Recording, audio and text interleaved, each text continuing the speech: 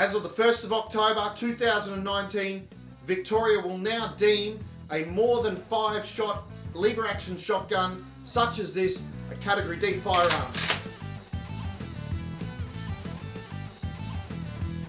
Hey guys, welcome back to Hunt Shoot Off Road, and I'm Rob, and I'm here to talk to you today about what Victoria's just done. They followed the footsteps of Queensland and have just changed their regulations, and I'm just going to go through some of the requirements to the best of my ability. I haven't received the letter. I'm in Queensland. I don't know your legislation, but I've got my computer down here, got some paperwork and some notes that I've made, and I'm going to try and give you the best information I can, given the information that I've seen on Facebook, some conversations I've had with a friend in Victoria, and just try and give you some food for thought so that you can make the right determination for your situation. Because I really think that you need to abide by the law and do the right thing. And so I just want to give you as much information as I can so that you can make the right decision for yourself. Now, I'm talking about doing everything legally. I'm not talking about running around, hiding, disobeying law. I'm talking about what you can do legally. I don't agree with what they've done, of course. I mean, this is my Adler lever action 10-shot, but because it's now Category D, got a code Z on my license due to the grandfathering clause in Queensland, and as a result, had to purchase a second Adler, but only a 5-shot, which I'll get into this. So I'll get stuck into it, and I do apologise. My camera stand is a bit wobbly because I don't have my proper tripod, because I wasn't expecting to be recording this. I don't have my normal lights, and I just need to get this information out as quickly as I can. So I'm just going to read for you straight from the Victorian Police website. The information that's on there, most of this is a duplicate of the information that is on the letters that have been sent to licensed firearm owners that have registered lever action shotguns on their licenses. It says here, reclassification of lever action shotguns. From 1 October 2019, lever action shotguns will no longer be classified as Category A long arms under the new classification network. Lever action shotguns that may have a magazine capacity of no more than 5 rounds will be classified from Category A long arms to Category B long arms. And lever action shotguns that have a magazine capacity of greater than 5 rounds will be classified from Category A long arms to Category D long arm. License holder who lawfully held lever action shotguns on valid license before 1 October 2019 will be covered by transitional provisions. This license holder will be required to complete a reconfirmation process. This is the reconfirmation process for lever action shotguns. License holders who were registered owners of lever action shotgun before 1 October 2019 have been identified by the Licensing and Regulation Division. These license holders have been sent correspondence detailing the reconfirmation process. License holders who receive this letter are asked to consider the attached included with the letter and return the licensing to the Licensing and Regulation Division according to the instructions. Transitional provisions. Transitional provisions will also be enacted on 1 October. These can be found at Section 221 of the Firearms Act 1996.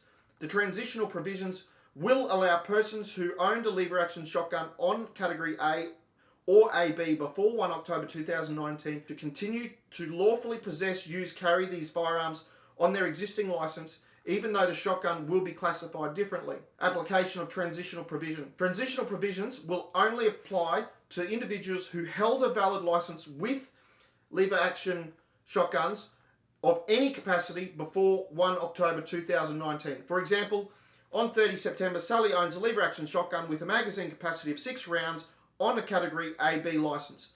On 30 September, the firearm registered to Sally is a Category A long arm. On 1 October, Sally's lever action shotgun will be considered a Category D long arm, but because the operation of the transitional provisions, she will still be considered to lawfully own that firearm on her Category AB license. Transitional provisions will not apply to the acquisition of lever action shotguns after 1 October 2019. This means that from 1 October 2019, to acquire a lever action shotgun with a magazine capacity of no more than 5 rounds, a person will need to hold a Category B long arms license. To acquire a lever action shotgun with a magazine capacity of greater than 5 rounds, a person will need to hold a Category D long arm license. Transitional provisions will cease to apply if the license holder allows their license to expire successfully applies for a new license and attempts to reacquire firearms previously held on an expired license, or when the license holder transfers firearms covered under transitional provisions away from their license on or after 1 October 2019, or when firearms covered under the transitional provisions are seized by the police, e.g. upon suspension of a license. I'll just skip through the impact of changes to Class 2 firearms dealers because I'm talking specifically about individuals, but that does have some impact. So permits to acquire issued before 1 October 2019. So if you have a PTA and you haven't picked up your gun, this is you.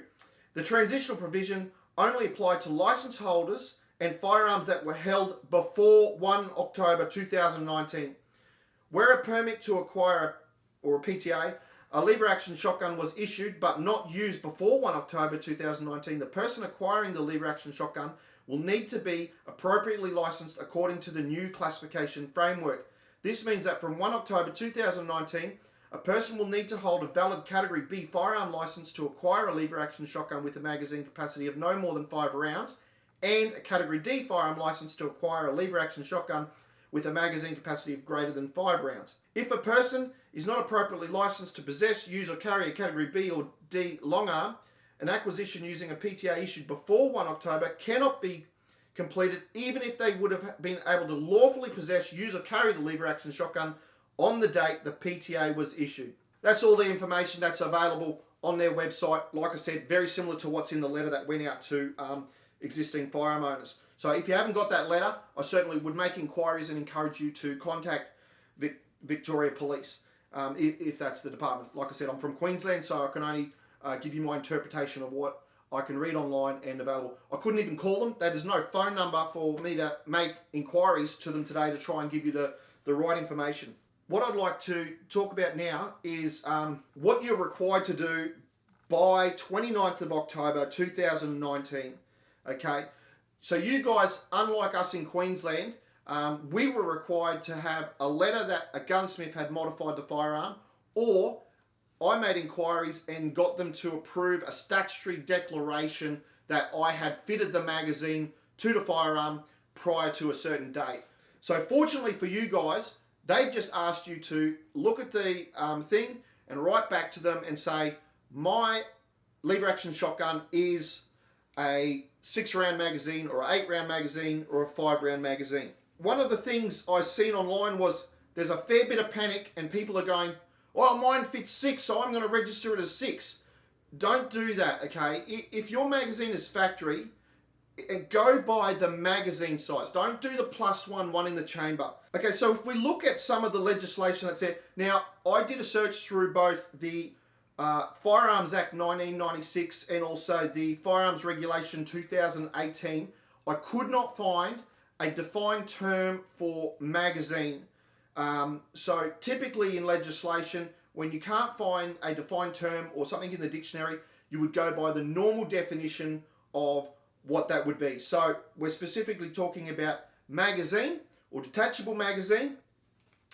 And as I said, nothing in there defined. So we would go to the normal definition of what a magazine is. And a magazine on a firearm is where the rounds are held, and it typically doesn't include the chamber and doesn't include the carrier, which are some of the locations that extra rounds could be stored. So for example, the 1887 Winchester lever action shotgun, that, you know, modern firearm all the way back from 1887, you could fit 5 in the magazine, 1 on the carrier and 1 up the spout. So that's 7 rounds, you know, this modern Adler, groundbreaking. Yeah, really. But if we just look quickly in Schedule 1, particulars to be entered on Firearm Dealers Register of Transactions. So this is also in the Firearms Act. Sorry, this is in the regulation. And it says here under 1.3, magazine capacity. If the firearm holds a detachable magazine, the dealer must record the capacity of the detachable magazine in the firearm at the time it comes to the dealer's possession. If a gun comes into the dealer, if it's fitted with a detachable magazine or a box mag, if it only held 5, that's what they would register it as, a 5-round magazine. It does not say in there anywhere about the rounds in the chamber. It just says the capacity of the detachable magazine.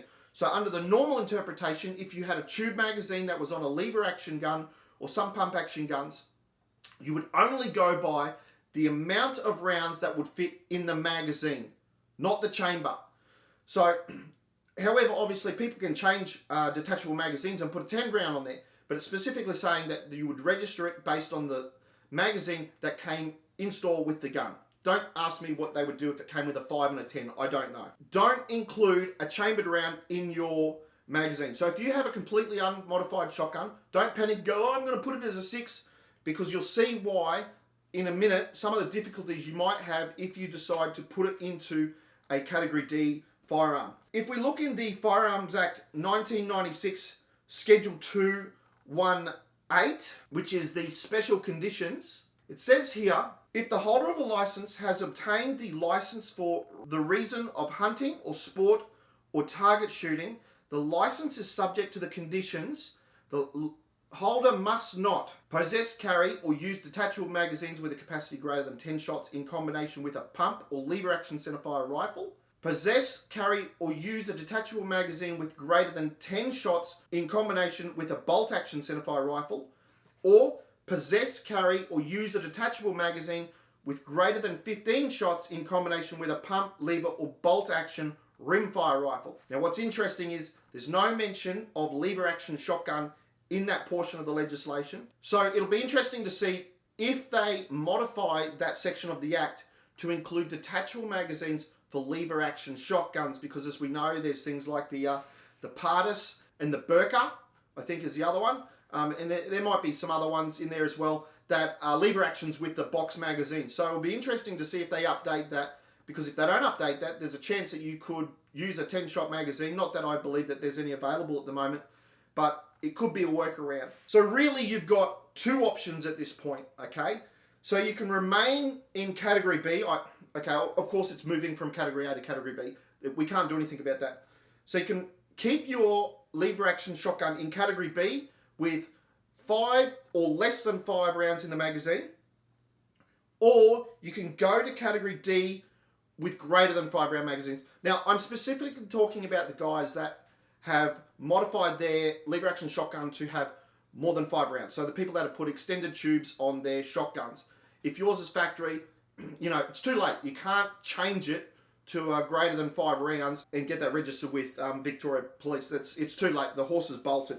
So I'm specifically talking about the guys that have modified their gun and what they can do about either choosing to go down the Category B route by removing the extension or remaining in the Category D.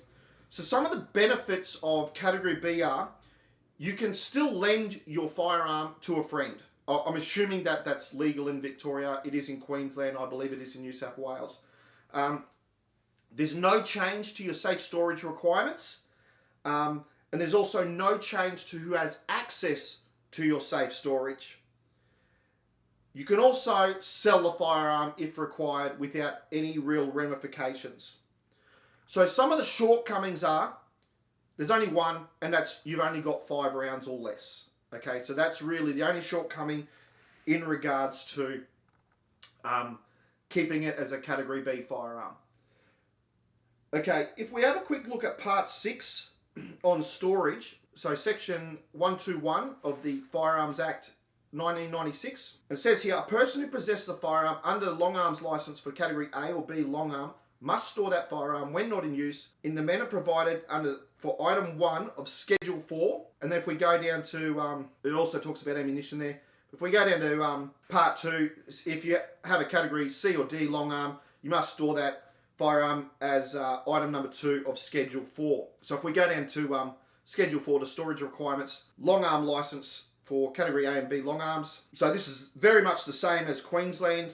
If you have a Category A or B firearm license, the firearm must be stored in a receptacle which is constructed of hardwood or steel that is not easily penetratable, which if it weighs less than 150 kilos when empty must be fixed to the frame of the floor or the wall of the premises where the firearm is kept in such a manner that it is not easily removable. There's a few other requirements there, but we'll just skip down now to number 2, long arm licenses for Category C and D long arms, and handgun licenses for general category handguns. Number 1 here, firearm must be stored in a steel safe which is of a thickness that cannot be easily penetrable, and which if weighs less than 150 kilos when it is empty must be bolted to the structure of the premises where the firearm is authorised to be kept. Now, one difference is in Queensland, with Category H and Category D, it must be fixed to the frame. So that 150 kg thing isn't applicable. So if you have a wooden receptacle or safe, if you decided to go to the Category D, you'll have to upgrade your safe. So what are the shortcomings of going to Category D? So as I mentioned, you can't lend it to friend or family now because that firearm is now Category D. If they're not licensed for Category D, they can't use that firearm. There's a possible need to change your safe storage requirements if you have a timber safe. And also, you have to be mindful of, there's a possible restriction of who can have access to your safe storage. So for example, my wife, she's a Category AB license holder. She does have a firearm that is in the safe. She can no longer have access to that safe because there's now a Category D firearm in that part of the safe. So I had to go and buy a second safe so that she could have the firearm in that safe and then also use it to put jewellery in and those types of things that she likes to do. So there is an extra cost of having to possibly implement those changes for the safe storage. Then there's also the possibility of difficulty of selling it on if it's even possible. So to do that, you might have to, reverse it back to a 5-shot magazine, get it approved by weapons licensing to put it back into Category B and then move the firearm on and all the dramas associated with that. But there's a chance too, when you read that in that page, that it does say for Class 2 firearms dealers, as of the 1st of October, lever action shotguns with a capacity of greater than 5 rounds will be Category D firearms, and Class 2 firearms dealers will no longer be able to trade these types of firearms, and also means they'll no longer be able to acquire, dispose of, or witness transactions involving those lever action shotguns. There is potential to have massive issues with selling those firearms if you want to get rid of them. And this is going to be a massive issue for those people that did purchase the likes of the ICE engineering one, which involved chopping the end of the magazine tube off to put the extension. Now I do know there's a bit of a workaround, I think, to reverse it. I don't own one, haven't seen one, so I can't vouch whether it is or isn't possible. And I don't want to discredit the work that those guys do. They've got some fantastic products. I don't own any of them myself, but I've had a look at them, and there is one thing there that I will be really keen on getting. And those of you that want to stay in Category B, they do have something that would be of interest to you guys if you want to load faster. The benefits of allowing it to go to Category D, so more than 5 shots. A, it means you can buy a new gun that is, just a regular 5-shot so that your mates can use it. So you can probably sneak that one past the missus. You've got more than 5 rounds, obviously. That's a great benefit if you need the extra rounds. It's just a big in-your-face to Gun Control Australia, because you get this radical, mega long magazine, and it just looks nasty and dangerous, and it's really good. It's just massive sort of. Look, to be honest, that's 100% why I kept this. This is not practical. It's way too heavy. It's way too long, especially when you've got it filled with magazines. But I did it just because they said I can't, and I proved them wrong because I can. I got the Z code, and I love it. This gun is what got me started with YouTube.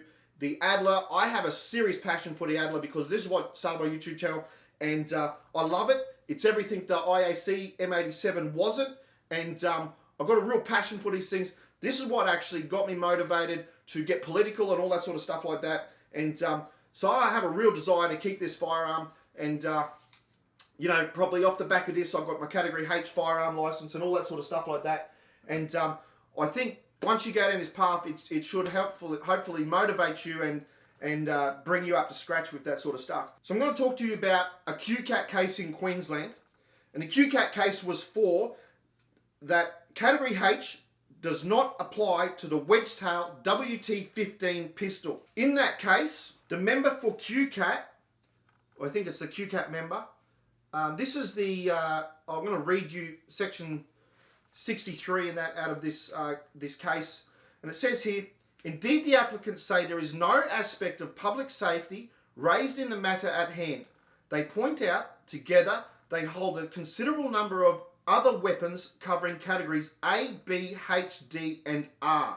They have responsibly used and stored their weapons, and specifically with respect to the wedge tails, used them under their concealed weapons licenses since December 2016 for one of the gentlemen and May 2017 for the other gentleman, 64. In light of the above, I conclude the balance of convenience favours the grant of the stay sought. A stay maintains the status quo. I see no reason why the applicants should not be able to use their wedge-tail weapons until the matter is determined by final hearing. I do not accept that there is any matter of concern about public safety or public interest put at risk by the reason of the stay being granted. So in this matter, because these gentlemen had category A, B, H, D, and one of them I think had R, I don't believe both of them had R, the member for QCAT allowed them to get their firearms back. What I'm alluding to here is that if you get it moved over to category D, then there's a potential that by having a category D firearm, it may give you an advantage should Victoria Police decide they want to try and reclassify another firearm, because it's going to give you this wider range of access to different category firearms. And I think that that is a huge benefit to anyone that is heavily involved in firearms and getting lots of different firearms. So look, my recommendation is, if you can afford it, go to category D. So if you can afford to buy a second firearm for your mates to use, or you can afford to buy a second safe or upgrade your safe, I think that that's what I would recommend you do. And I have to say that because that's exactly what I did, you know. And I'm not here bragging about it. You know, things have worked out okay for me in that respect. But I'm just suggesting that, you know, with the light of the way things are going, nothing seems to be moving forward. It just keeps getting wound back. You know, how long before they do this to straight pull shotguns? If you can't afford it, just wind it back, take it back to category B, and remove that extension. So if you do decide to go to category D, don't forget that there's other options for other guns there as well now. We've got the straight pull SHS and Burger, both allow 10-shot detachable magazines, right? So you can get your 10-shot box mag for those straight pull shotguns, because currently under category A in Victoria, there's still no restriction on magazine capacity, as we read out earlier under the AB license. There's nothing there for shotguns. So you can still go 10 shots as long as the shotgun is category A. Buy a second-hand one. You can get them pretty cheap. And then, of course, you can also get the straight pull shotguns. You can extend those tubes, provided that they're available. I don't think too many people are doing extension tubes for the straight pull shotguns, because they, you know, that's what you could do if you wanted to get a second one. You get a second one, it's a straight pull. They just released that brand new Adler. Looks like a fantastic piece of kit, and I'd love to get my hands on one, but I already got two shotguns. I can hardly justify purchasing a third one, considering I've also got a double barrel there for the cowboy action shooting. But look guys, that's about it. It's probably gone for way too long, longer than I really wanted it to go to. Tonight's the 23rd, so tomorrow's going to be the 24th, so you'll only have 5 days to get your submission in for choosing one category or the other category. I do apologise I didn't get this to you earlier. I know it's a lot of information to take in. I'm not from Victoria, so I didn't become aware of this until today, which is why I've made the video. So guys, if you do see something, tell me. I'll try and do the research. I'll try and look at the legislation. I'll try and get the information out there as quickly as I can to try and assist you guys with making decisions or determinations. You know, I'm not a lawyer. I can only look at the legislation and hopefully make something of it. But look guys, hit the subscribe button. Make sure you hit that knockout bell. And if you've got any questions, please leave a comment below. Hit us up in the Adler Lever Action and Straight Pull Shotguns Facebook page. I will put lots of links in the description below to the appropriate legislation, Victoria page and all that. But until next time guys, get out there, smash them big balls, get outside, have fun, and until next time,